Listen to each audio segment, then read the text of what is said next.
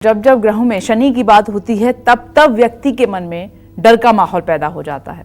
कहते हैं कि शनिदेव न्याय के देवता हैं और वो देर ही सही लेकिन हर इंसान को उसके कर्मों के हिसाब से फल जरूर देते हैं। तो ऐसे में ये जानना बहुत जरूरी है आपके लिए, हमारे लिए, कि शनि की शांति और शनि की टेढ़ी नजर से बचने के लिए हमें कौन से उपाय, मंत्र और दान करना चाहिए। आइए पंडित जी से जान लेते हैं। पंडित जी, जब शनि की बात होती है तो हर कोई सतर्क हो जाता है।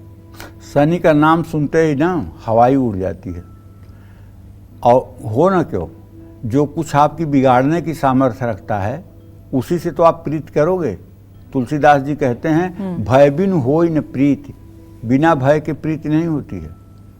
शनि का नाम ले लीजिए, सन्न खड़ा हो जाएगा आदमी। और कहिए कि आपका बुध खराब है, कोई बात नहीं। तो मतलब जब भी आप मंत्रोच्चारण करते हैं या शनि से जुड़ी पूजा करते हैं तो आप भी बहुत सावधान रहते होंगे। सब सावधान रहते हैं। मैं धरती पे अलग थोड़ी हूँ। कोई भी कर्म करते हुए दिमाग में ये रखना चाहिए कि जो भगवान का कैमरा हमारे ऊपर लगा हुआ है वो, और चित्रगुप्त का जो कैमरा अंदर चल रहा है वो हमारे विचारों को, हमारे कर्मों को पढ़ रहा है।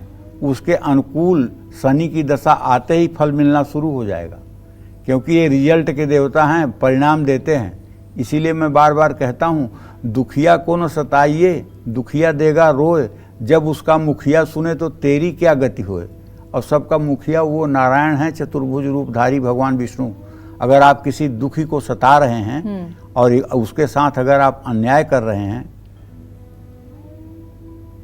तो निश्चित रूप से जब उनकी निगाह आपके ऊपर पड़ेगी ना, कोई न बचा पाएगा, कोई न बचा पाएगा। और शनिदेव तत्काल न्याय कर देते हैं। एक लड़की को अनायास 4 दिनों तक जेल में बंद किया गया। उसको यहाँ तक कि खुले में बाथरूम जाने के लिए मजबूर किया गया। उस लड़की की रोना देख करके सबको रोना आ गया।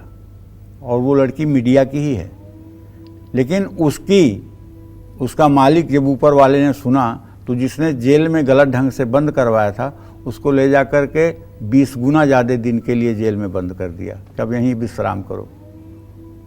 20 गुना मतलब 4 दिन के लिए अगर वो बंद थी तो इनको 80 दिन जेल में रहो, इससे कम नहीं, क्योंकि ये भगवान का न्याय है।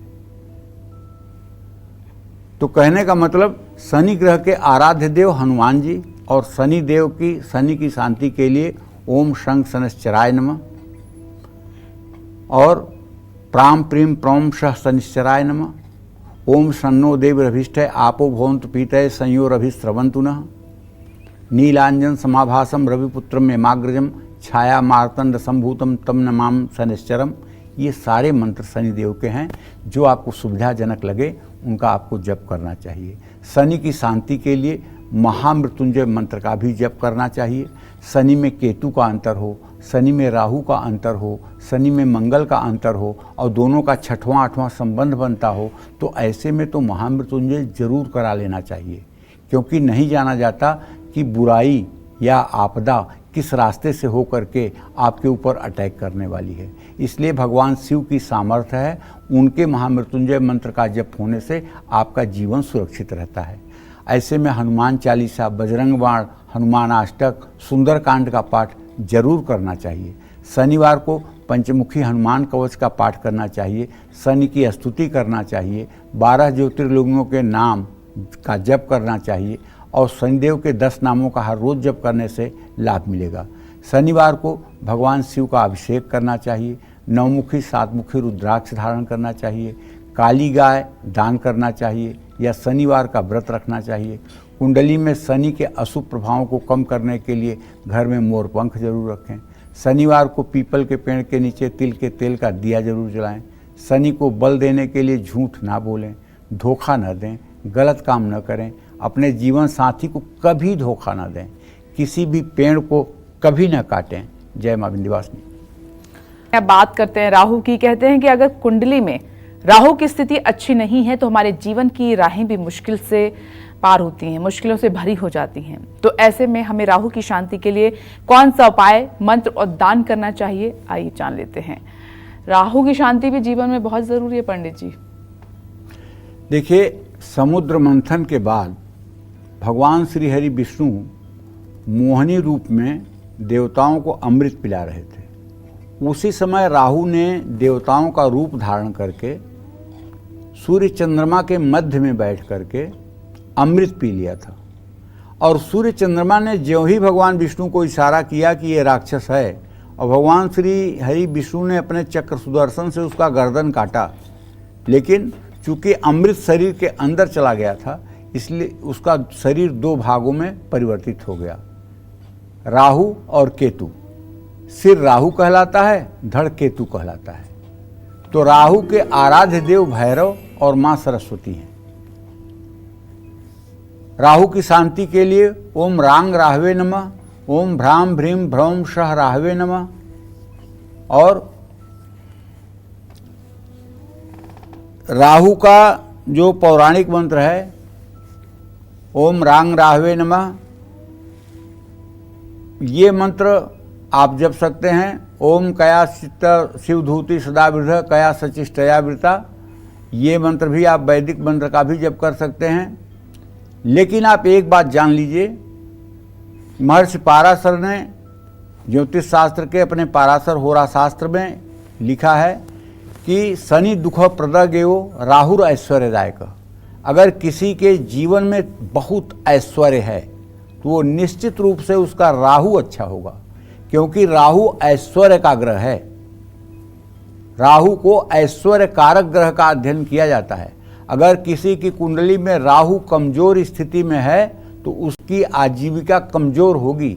लेकिन अगर राहु तीसरे, छठवें, 11वें भाव में कन्या राशि, वृषभ, मिथुन राशि में होगा तो निश्चित आप मानिए कि ऐसा व्यक्ति चाहे कितने भी निर्धन परिवार में पैदा होगा लेकिन उसका भी अपना एक साम्राज्य होगा।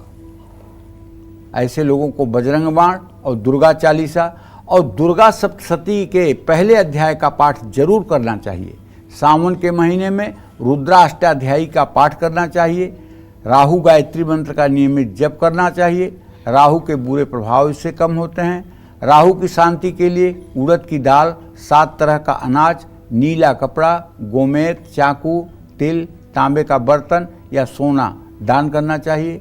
राहु की शुभता के लिए शनिवार को शिव जी के भैरव स्वरूप की उपासना करनी चाहिए। भैरव मंदिर में गुड़ और बेसन का रोट बनाकर भोग लगाना चाहिए। शिव जी को बेलपत्र और रुद्राभिषेक करें। हनुमान जी की उपासना करें। राहु अशुभ फल दे रहा है तो सफ़ेद चंदन का टुकड़ा हमेशा अपने पास रखें या चंदन का इत्र लगाएं। चंदन का इत्र कहाँ लगाएंगे? यहाँ मणिबंध पे लगाइएगा, मणिबंध पे, ये जहाँ हथेली पूरी होती है ना, इसके नीचे यहाँ दोनों हाथों पर लगा के ऐसे इसको दोनों हाथों को रगड़ कर 3 बार सूंघिए। चंदन का इत्र लगाने से राहु का प्रभाव ठीक हो जाता है। 9मुखी, 4मुखी या 8मुखी रुद्राक्ष धारण कर सकते हैं। अष्टधातु का कड़ा पुरुष दाहिने हाथ में, महिलाएं बाएं हाथ में धारण कर सकती हैं। राहु की शांति के लिए अलसी के तेल का दिया शिव मंदिर में जला सकते हैं या पीपल के नीचे जला सकते हैं। कुष्ठ रोगी अगर कोई है तो उसको मूली दान कर सकते हैं। रात में अपने सिरहाने जौ रख कर सोएं, सुबह पंछियों को डालें। हर मंगलवार और शनिवार को चींटियों को शक्कर डालें। अपने घर की उत्तर पश्चिम दिशा में लाल झंडा लगाएं। शनिवार को कंबल किसी जरूरतमंद व्यक्ति को दान करें। जय मां विंध्यवासिनी। बात कर लेते हैं केतु की। राहु की तरह ये भी एक छाया ग्रह है। कुंडली में केतु की स्थिति हमारे भाग्य और भविष्य के लिए बहुत मायने रखती है। तो ऐसे में कौन से उपायों से केतु नहीं देगा कष्ट, आइए पंडित जी से जानते हैं। पंडित जी, अब केतु के बारे में बताइए। देखिए, केतु भी राहु की तरह छाया ग्रह है। महर्षि पाराशर कहते हैं, यद्यद भाव गते राहु केतुश्च जनने नृणाम यद्यद भावे संयुक्तम तत्फलम प्रतिषेधलम। मतलब राहु और केतु जिस ग्रह के स्थान में विराजमान रहते हैं या जिस ग्रहों का साहचर्य इनको प्राप्त होता है उन्हीं के अनुरूप इनका फल हो जाता है। इसीलिए इनको छाया ग्रह कहते हैं। मतलब इनका कोई स्वभाव नहीं,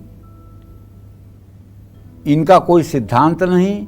जैसे ग्रह के स्थान पर जिस तरह से रहेंगे उस तरह से ये फलादेश करेंगे। यद्यद भाव गते राहु केतुश्च जनने निराम यद्यद भावे संयुक्तम तत्फलम प्रतिषेधलम। एक तरह से केतु मंगल के समान, तमोवत केतु यम फलम। एक तरह से केतु मंगल के समान ही फल देता है और केतु और मंगल दोनों की महादशा 7 वर्षों की ही होती है, ये बात भी ध्यान रखना चाहिए। मंगल के समान ही फल देता है। कुंडली में केतु जिस भाव में बैठता है उस भाव से जुड़ा ही फल अचानक देता है। और केतु एक ऐसा ग्रह है जो मोक्ष कारक ग्रह भी है। केतु अगर 12वें स्थान में हो, शुभ ग्रहों से देखा जाता हो, तो ऐसा व्यक्ति निश्चित रूप से मोक्ष प्राप्त करता है। केतु के आराध्य देवता भगवान गणेश हैं। केतु की शांति के लिए ओम ऐं ह्रीं केतवे नमः या ओम कें केतवे नमः इस मंत्र का जप किया जा सकता है। केतु की शांति के लिए गणेश सहस्त्र नामावली या गणेश अथर्वशीर्ष का पाठ करना चाहिए। हनुमान जी की उपासना करना चाहिए। हनुमान अष्टक या बजरंग बाण का भी नित्य पाठ करना चाहिए। 9मुखी या 6मुखी रुद्राक्ष धारण करना चाहिए। नीम का पेड़ लगाना चाहिए। कुत्ते को भोजन कराना चाहिए। शिव मंदिर में ध्वजा पताका लगवानी चाहिए। तिल का दान करना चाहिए। केसर का अपने माथे पर तिलक करना चाहिए। कुत्ता पालें या कुत्तों की देखभाल करें। 2 रंगों वाला कंबल भी किसी जरूरतमंद को दान करें। जय मां विंध्यवासिनी। तो केतु के प्रकोपों से बचने के लिए जो पंडित जी ने आपको सरल और अचूक उपाय बताए हैं वो आप जरूर कीजिएगा। पंडित जी आपका बहुत बहुत धन्यवाद। और इसी के साथ उम्मीद करते हैं कि आज का विषय आपको बहुत पसंद आया होगा। कल फिर एक नए विषय और आपकी परेशानियों को दूर करने के लिए ढेरों उपाय लेकर आएंगे हम पंडित सुरेश पांडे जी के साथ। तब तक के लिए कालचक्र की टीम को दीजिए इजाजत और देश और दुनिया की खबरों के लिए देखते रहिए News 24। नमस्कार।